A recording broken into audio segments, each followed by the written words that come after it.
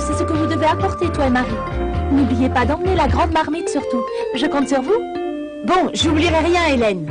Dis, Hélène, est-ce qu'on va encore aller pique-niquer? Oui, pourquoi? Oh, moi je trouve qu'on devrait changer un peu. Allez, Zazou, j'irai personnellement te pêcher du poisson. On emporte les puisettes, les filets et tout et tout. Mais bien sûr. Génial, je m'occupe du matériel. Ah, c'est super! Oh, ça c'est sûrement ordi. Laisse, elle va encore vouloir s'imposer. Oh, ça c'est vrai alors. Oh, salut! J'ai entendu vos projets, ça a l'air passionnant. Est-ce que vous accepteriez que je me joigne à vous? Tiens, qu'est-ce que je vous disais? Alors, c'est quoi votre projet? Oh, rien, juste un projet en l'air, ça ne t'intéressera pas. Allez, Elliot, montre-moi. Arrête! Je suis sûre que c'est une randonnée. Oh, ils ont même prévu un pique-nique. Je vous accompagne et on n'en parle plus, ok? Vous verrez, je vous serai d'une grande utilité là-bas. Ah, j'ai une question qui me trotte dans la tête. Comment allons-nous faire pour cuire les aliments? Facile, on fera un feu sur place. Faudra ramasser du bois. Évidemment. Oh, bah zut alors, on n'aura jamais le temps d'aller pêcher, moi j'y allais pour ça. Faire un bon feu de camp, ça fait aussi partie des plaisirs d'une randonnée. Ah, c'est vrai. D'ailleurs, à la préhistoire, les hommes... Ah non, il va pas commencer.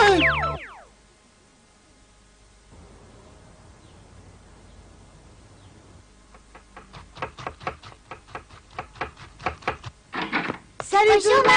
Ah, vous voilà les enfants. Ça va? Je vais t'emprunter la grande casserole, on fait un pique-nique. Elle n'est pas là, Elliot. Oh, je trouverai peut-être quelque chose d'autre qui fera l'affaire. Arrête de farfouiller, je la chercherai plus tard. Pour l'instant, trouve-moi le réchaud à gaz, s'il te plaît. Tout de suite. Qu'est-ce qu'on mange ce soir? Hein? Une fondue bourguignonne. Chouette! Tiens, c'est toi qui cuisines maintenant? J'aide maman. Demande à papa qu'il allume le réchaud. Très bien.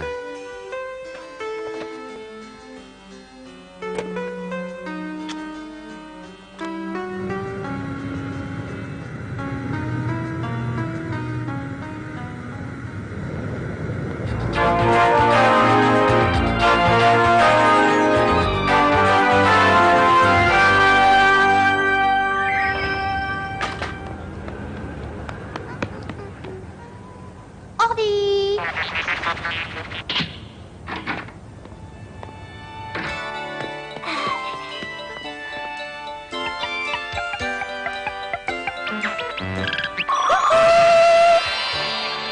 T'es toute seule, Marie? Oui, je voudrais te demander quelque chose avant que les autres arrivent. Si tu me renseignes, je t'emmène avec nous en passagère clandestine, d'accord? Oh, ce que t'es gentille, toi. Demande-moi ce que tu veux. Comment est-ce que le gaz s'enflamme? Comment est-ce que le gaz s'enflamme? Ce n'est pas évident à expliquer, mais je veux bien faire un effort pour toi, ma petite Marie. Les combustibles comme le gaz brûlent en présence de l'oxygène dans l'air. Cette combustion est une réaction chimique qui produit des flammes, mais aussi de la chaleur.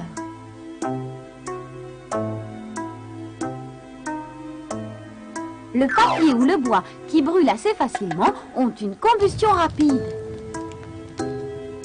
Mais elle est encore beaucoup plus rapide dans les moteurs à explosion dans lesquels on brûle de l'essence. Et la combustion lente, ça existe? Oui, quand le fer rouille, on a la même réaction chimique, mais beaucoup plus lente. On l'appelle l'oxydation. On dit que le fer s'oxyde ou qu'il rouille, mais bien sûr, il n'y a pas de flamme. Ah! Sais-tu que dans ton corps, il y a comme une combustion? Quand on mange et qu'on digère, on peut presque dire qu'on brûle la nourriture dans notre corps, ce qui produit une énergie vitale. Mais bien sûr, aucune flamme ne jaillit. Bah, encore heureux. Allons voir maintenant comment nos ancêtres apprivoisaient le feu. On dit que l'homme découvrit le feu il y a environ 800 000 ans. Et depuis, il fait brûler des tas de choses différentes. Des matériaux solides tels que le bois ou le charbon, des huiles végétales, mais aussi la graisse des phoques et des baleines, des produits pétroliers, et du gaz.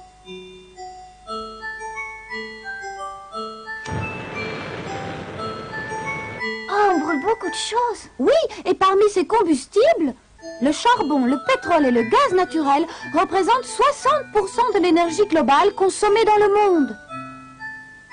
Alors, si je comprends bien, Ordi, on ne peut plus se passer d'énergie, c'est ça? Eh oui, c'est tout à fait ça. Mais comment produit-on le charbon et le pétrole? Excellente question, Marie. Commençons d'abord par le charbon, veux-tu? Il y a près de 350 millions d'années, à la fin de l'ère primaire, une végétation fabuleuse se développait près des étendues d'eau. Mais au fil du temps, des arbres et des végétaux ont été engloutis dans l'eau où ils se sont transformés en des dépôts très riches en carbone.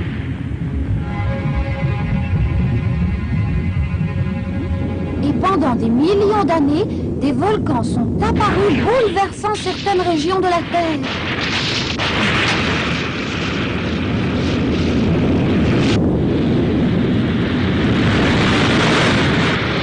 Des débris de toutes sortes se sont déposés au fond des océans et ces dépôts végétaux se sont transformés en combustible solide, particulièrement en charbon, qui est composé de carbone, mais aussi d'hydrogène, d'oxygène, de soufre et d'azote. Plus on creuse profond, plus la proportion de carbone peut être importante dans le charbon. C'est alors un meilleur combustible, mais il est plus difficile à extraire du sol. Ça a mis du temps pour que tout ça devienne du charbon. En effet, très très longtemps. Et le pétrole maintenant? Regarde, on dirait de la neige! C'est du plancton. Il y a des centaines de millions d'années, le plancton et les cadavres d'animaux marins se sont empilés et se sont fortement tassés au fond des océans.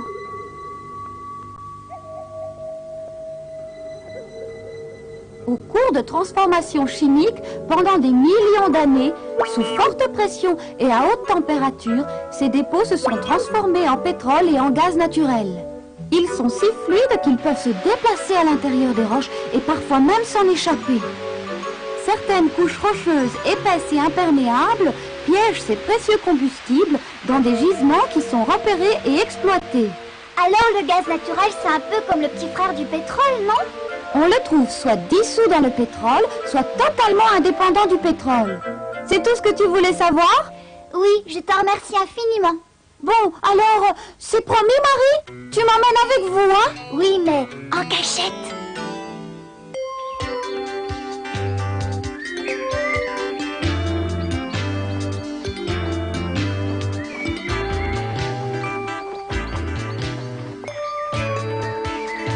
Dis-moi, qu'est-ce que tu as mis dans ton sac? Hein, Marie? La même chose que toi. Moi, je n'ai rien qui bouge. Oh! Mais qu'est-ce qui te prend? Vous ne me reconnaissez plus, les copains? Vous êtes surpris de me voir, n'est-ce pas? Eh bien, c'est Marie qui a eu l'idée de me faire prendre l'air. Elle te protège des coups de soleil, ta casquette? Oui, oui, mais pas des coups d'Elia. Cette fois, je crois bien que c'est le bon train, les copains. En avant!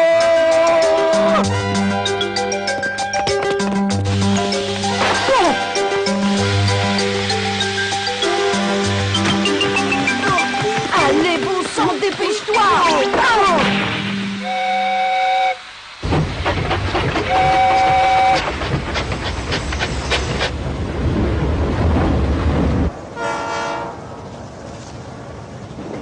Le train, c'est ce que je préfère. On a le temps de voir le paysage. Oh, alors c'est à la montagne qu'on va, Hélène? Eh oui, c'est d'ailleurs pour ça que nous prenons ce train. Oh, mais j'avais compris.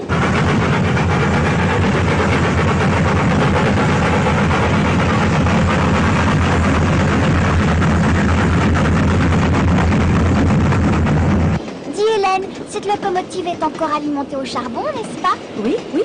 Mais dis-moi, Ordi, depuis quand utilise-t-on le charbon? Oh là là là là, ça remonte franchement très loin, hein, tu sais. Depuis longtemps, on savait qu'une certaine pierre noire pouvait brûler. Mais les hommes de la préhistoire ne l'utilisaient pas encore.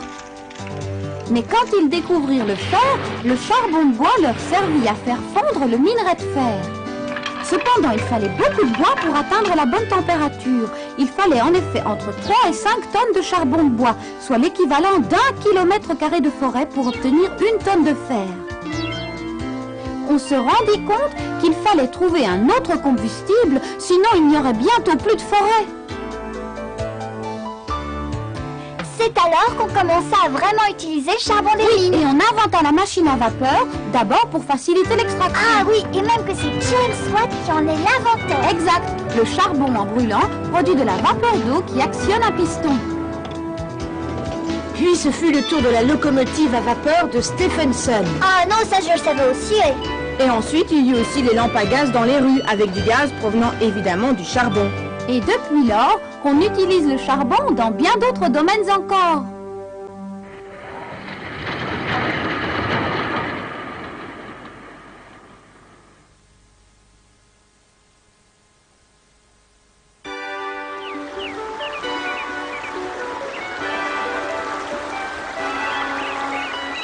Quelle chance nous avons! Il fait un temps superbe! Si tu savais comme ce petit air frais m'ouvre l'appétit!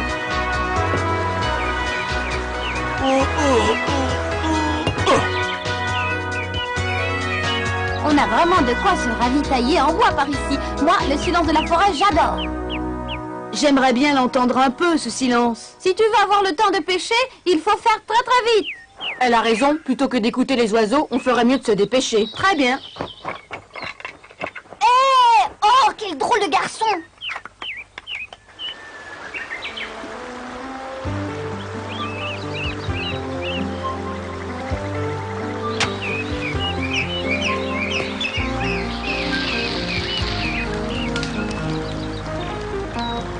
Allez, Elliot, aide-moi. Ouais. 1, 2, 3, allez, on soulève, voilà.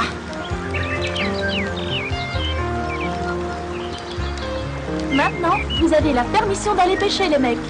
Ah, super. On y va, les gars. C'est parti. Ouais, ouais. Viens aussi. Oh, qu'est-ce que tu fais? Ordi, je te retiens. Mais pourquoi? Parce que tu n'as pas fini de me raconter mes histoires. C'est vrai, tu dois obéir à Marie, sans qui tu ne seras pas avec nous. Très bien, Marie. Le pétrole a été découvert il y a bien des années. On raconte qu'en Chine, une eau inflammable était déjà utilisée comme combustible il y a bien longtemps.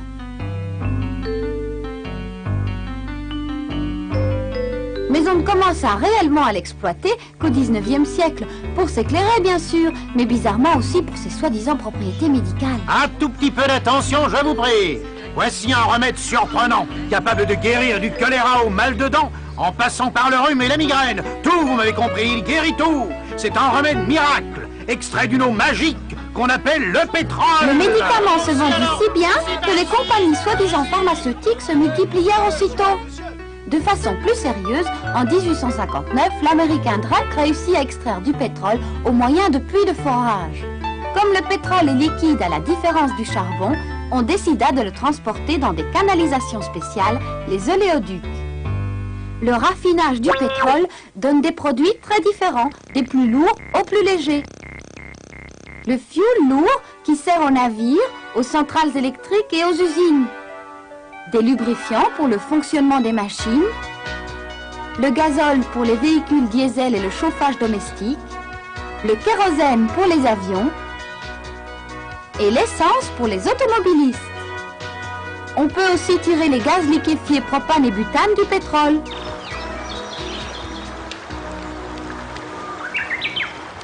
Quoi? On peut tirer du gaz du pétrole? Bien sûr, mais on utilise de plus en plus le gaz naturel pour la cuisine, l'eau chaude et le chauffage, mais on l'utilise aussi dans l'industrie et les centrales électriques. Mais Ordi, pourquoi utilisait-on moins ce gaz autrefois? C'est qu'autrefois, son transport n'était pas facile, alors qu'aujourd'hui nous le transportons par gazoduc ou sous forme liquéfiée. Mais comment peut-on changer le gaz en un liquide? Le méthane constitue la plus grande part du gaz naturel. Et quand on refroidit le méthane, en descendant la température à moins 160 degrés, son volume se réduit de 600 fois. Le gaz naturel ainsi liquéfié peut alors être transporté dans des navires. Mais je crois que le briquet de papa utilise aussi du gaz liquéfié, non? Si, mais ce gaz-là est un autre produit dérivé du gaz naturel ou du pétrole. Eh ben, dis donc.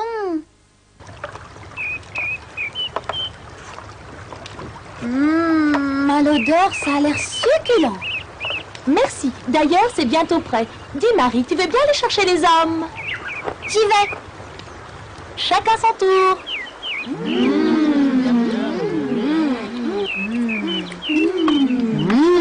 Délicieux! Félicitations, Hélène, c'est délicieux. La prochaine fois, c'est toi qui te mettras au fourneau. Est-ce qu'il y en aura assez pour tout le monde avec la petite Zazou? C'est très drôle, Tom.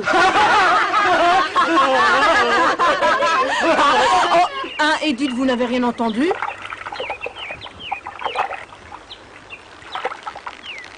Oh là là, ça mord. Ça, c'est un gros. Hé! On se calme, on se calme. On se calme. Hé, tu vas arrêter de zigoter? Oui, allez, ça suffit, oh non. Tu vas voir si je t'attrape, toi.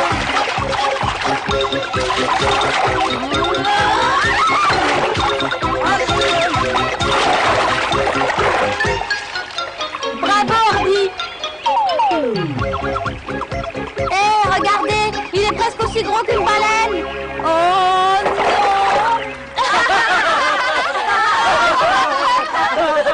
Tout va bien, Ordi?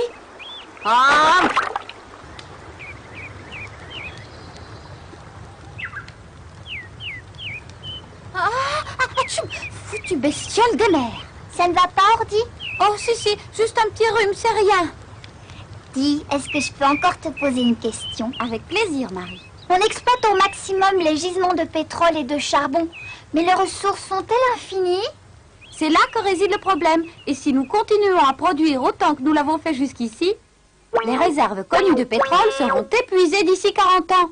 Quant aux réserves de gaz naturel, elles seront épuisées d'ici 50 ans. Même le charbon, dont les réserves sont pourtant importantes, finirait par manquer. Alors, il faudrait gaspiller moins et faire des économies d'énergie dès maintenant. Tu as raison, Marie. Et c'est pourquoi, dans le monde entier, des chercheurs courent après de nouvelles inventions qui pourraient satisfaire nos besoins d'énergie. Par exemple, on essaye d'améliorer le rendement des centrales électriques qui utilisent le charbon, le gaz et le pétrole. Dans les centrales actuelles, 60% de l'énergie du combustible est perdue dans le système de production d'électricité. 40% seulement sortent véritablement sous forme d'électricité. L'énergie atomique est une solution pour économiser les énergies fossiles. Mais les centrales atomiques peuvent inquiéter l'opinion publique pour des raisons de sécurité et d'environnement.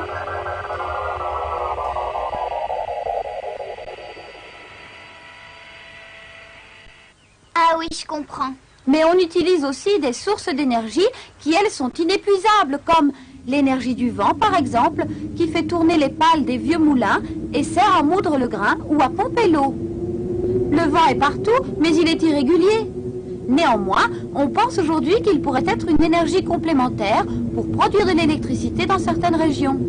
La NASA et le CNRS en France ont lancé des programmes de recherche pour mettre au point des aérogénérateurs, des éoliennes avec d'immenses hélices. Mais gare à la tempête! Il y a évidemment une autre source d'énergie inépuisable qui se lève à l'est et se couche à l'ouest, nous éclaire et nous fait du bien, le soleil. Mais comment utiliser cette énergie? En plaçant des capteurs sur les toits des maisons, cette énergie sera transformée en électricité ou en eau chaude. Et le four solaire géant d'Odéon en France peut créer une température de 3800 degrés. Et il y a encore l'eau. Comment ça, l'eau? Oui, tu as sûrement vu ces immenses barrages hydrauliques dans les montagnes. Ils retiennent l'eau des rivières dans d'immenses réservoirs, puis libèrent l'eau qui actionne alors des turbines, ce qui fournit de l'électricité. À partir d'alcool tiré de la canne à sucre ou du maïs, on pense pouvoir remplacer l'essence des voitures. Ça se fait déjà au Brésil.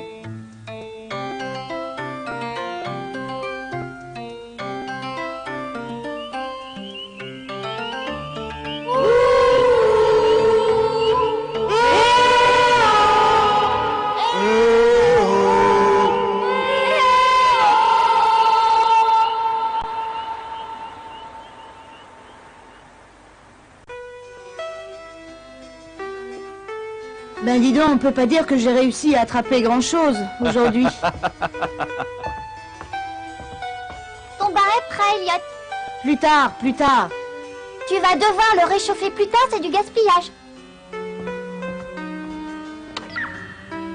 Et laisser la télé allumée quand on la regarde pas, c'est du gaspillage aussi. Mais enfin, qu'est-ce qu'elle a ce soir? Oh, je pense que c'est rien de grave. Oh.